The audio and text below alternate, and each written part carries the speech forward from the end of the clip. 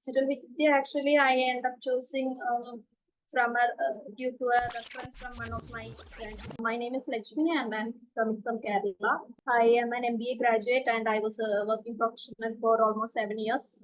I'm on a maternity break now, so after that I took a break for one year and I have decided to do digital marketing course with Digital Vidya.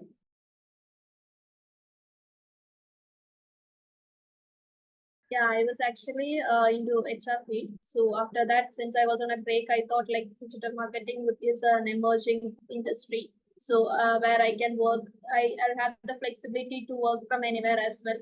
So as this is an emerging sector, I thought of just checking like how it would work, and I wanted to have a flexible work environment as well. That's why I have accepted digital marketing.